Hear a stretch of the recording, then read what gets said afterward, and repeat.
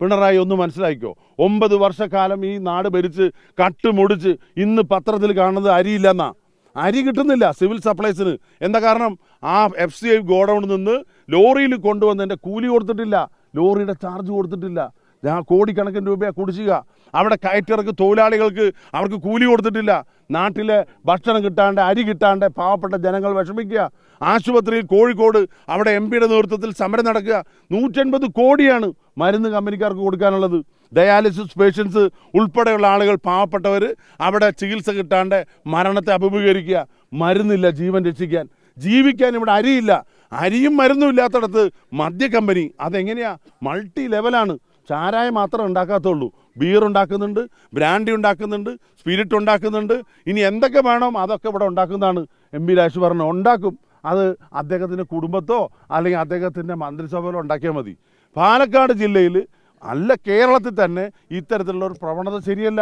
ഇത്രയും കുടിക്കാൻ വെള്ളമില്ലാത്ത സ്ഥലത്ത് ഈ അമ്മമാരുടെ ദീനരോധനം കുടം ചുമന്ന് നടക്കുകയാണ്. നിങ്ങൾ രാവിലെ വന്ന് നോക്കണം, അർദ്ധരാത്രി വന്ന് നോക്കണം. വെള്ളമുള്ള സ്ഥലത്ത് കിലോമീറ്ററുകളോളം നടന്നു പോയിട്ട് വെള്ളം സംഭരിക്കുന്ന ഈ പാവപ്പെട്ടവരുടെ നെഞ്ഞത്ത് ഇവരുടെ ബിയർ ഫാക്ടറി, ഇവരുടെ ഡിസ്റ്റിലറി ഒരു കാരണവശാലും സമ്മതിക്കില്ല. ഞങ്ങളൊന്ന് ജീവനുള്ളിടത്തോളം കാലം നടക്കില്ല. രാജേഷ്, പിണറായി വിജയൻ മുഖ്യമന്ത്രി എന്നാ പറയാനുള്ളൂ. മന്ത്രിസഭ ഒരുമിച്ച് വരട്ടെ. അവർക്ക് ധൈര്യം ഉണ്ടെങ്കിൽ സ്ഥലത്ത് കാലുകുത്തട്ടെ. പോലീസ് പ്രൊട്ടക്ഷൻ ഇല്ലാതെ വരാൻ വെല്ലുവിളിക്കുകയാണ്. ഇവർ ഭരണാധികാരികളാണല്ലോ, ജനങ്ങൾ ജയിപ്പിച്ചവരാണല്ലോ. അവർക്കുണ്ടല്ലോ ഞങ്ങൾ സംഭാവന ചെയ്യാൻ പോകുന്നത് ഈ ഗവൺമെൻറ് ഏറ്റവും വലിയ നേട്ടം എന്താണ്? ഈ പഞ്ചായത്തിൽ ഡിസ്റ്റിലറി കൊടുക്കുകയായിരുന്നു. ഇതാണ് ഈ ഗവൺമെൻറ് നേട്ടം. അരിയും മരുന്നും എത്തിക്കുകയല്ല, പാവപ്പെട്ടവർക്ക് ജീവിക്കാൻ തൊഴിലുണ്ടാക്കുകയല്ല. എന്നിട്ടാണ് ഇൻവെസ്റ്റ്മെൻറ്റ്. നല്ല കമ്പനിയാണ്. ഈ കമ്പനിയെ വെള്ളപൂശിയ MP രാജേഷേ, ഇതിൻ്റെ പാഠം നിങ്ങൾ പഠിക്കും. ഒറ്റ കാര്യം കൂടെ എനിക്ക് പറയാനുള്ളൂ. അവിടെ ഡൽഹിയിൽ ഈ പാവപ്പെട്ട ആൾക്കാരെ ചതിച്ചും പറ്റിച്ചും കോടിക്കണക്കിന് രൂപ അമർത്തിയ അരവിന്ദ് കേജ്രിവാൾ ജയിലിൽ കിടന്നിട്ടുണ്ട്. സിസോദിയ ജയിലിൽ കിടന്നിട്ടുണ്ട്. എനിക്ക് തോന്നുന്നു ഇവർക്ക് രണ്ടുപേർക്കും കൂടിയിട്ട് അങ്ങനെ ഒരു പ്ലാൻ ഉണ്ടോ എന്നൊരു സംശയം. കാരണം കേരളത്തിൽ നല്ല VIP-കളെ ജയിലിലേക്ക് കൊണ്ടുവരണം. അതിന് വേണ്ടിയാണ് ജയിലൊക്കെ ഇവർ ഏറ്റവും നന്നായിട്ട് നവീകരിച്ചിരിക്കുന്നത്. ഈ ജയിൽ നവീകരിച്ചത് എന്താ? ശിഷ്ടകാലം ജയിലിലേക്ക് പോകേണ്ടി വരുമെന്ന് അറിഞ്ഞുകൊണ്ടാണ്. അതുകൊണ്ട് മുഖ്യമന്ത്രി പിണറായി വിജയനും കൂടെ MP രാജേഷും ഈ ഒരു ബ്രൂവറീസിൻ്റെ പേരിൽ മിക്കവാറും കോടികൾ അമർത്തിയ കേസ് കണ്ടുപിടിച്ചാൽ അവരുടെ ശിഷ്ടകാലം ജയിലിലായിരിക്കും. പിന്നെ ഒറ്റ കാര്യം പറയാം, നിങ്ങൾ ഈ പാവപ്പെട്ട കേരളത്തിലെ കമ്മ്യൂണിസ്റ്റ് പാർട്ടി പ്രവർത്തകരെ ചതിക്കുക, വഞ്ചിക്കുക ചെയ്തുകൊണ്ടിരിക്കുന്നത്. ഇത് തന്നെയാണ് സിംഗൂരും നന്ദിഗ്രാമിൽ ചെയ്തത്. പശ്ചിമ ബംഗാളിലെ 36 വർഷത്തെ പാർട്ടിയുടെ ഭരണം അവസാനിച്ചത് എങ്ങനെയാണ്? വല്ലാതെ കണ്ടുപിടിക്കൊന്നും വേണ്ട. അവിടെ ബഹുരാഷ്ട്ര കുത്തകൾക്ക് വേണ്ടി കർഷകരെ നെഞ്ഞത്ത് വെടിവെച്ചിട്ട് അവരെ കൊല ചെയ്തുകൊണ്ടാണ്. കർഷക തൊഴിലാളികളെ പറിച്ച് വലിച്ചെറിഞ്ഞതുകൊണ്ടാണ്. അവിടുത്തെ ജനങ്ങൾ ശിക്ഷിച്ചു. എന്നേക്കുമായിട്ടാണ്. കോൺഗ്രസ് ശിക്ഷ വാങ്ങിയിട്ടുണ്ട്, പല ഘട്ടത്തിൽ തിരിച്ചു വന്നിട്ടുണ്ട്. പക്ഷേ ഇവർക്ക് ജീവപര്യന്ത തടവാണ് കിട്ടിക്കൊണ്ടിരിക്കുന്നത് ഇവിടെ ബംഗാളിലും ത്രിപുരയിലും. അതുകൊണ്ട് ജനവിരുദ്ധമായ അഴിമതി കുംഭകോണത്തിന് വേണ്ടി ഈ ഭരണാധികാരികൾ കമ്മ്യൂണിസ്റ്റ് പാർട്ടിയുടെ ആശയ ആദർശങ്ങളൊക്കെ ബലികഴിച്ച് പ്രവർത്തിച്ചാൽ പാലക്കാട് ജില്ലയിലും കേരളത്തിലും അടുത്ത് കമ്മ്യൂണിസ്റ്റ് പാർട്ടി വരില്ല. ആ ഗതി ബംഗാളിലെയും ത്രിപുരയിലും ഗതി കേരളത്തിലും CPM ഉണ്ടാകും. പിണറായി വിജയൻ ഒരു ആഗ്രഹമുണ്ട്, കേരളത്തിലെ ഏറ്റവും അവസാനത്തെ മുഖ്യമന്ത്രി CPM-ൻ്റെ ആരാ? അടുത്ത PSC പരീക്ഷയ്ക്ക് ചോദിച്ചാൽ ഇദ്ദേഹത്തിൻ്റെ പേര് എഴുതിക്കൊണ്ടിരിക്കണം എന്നാണ്.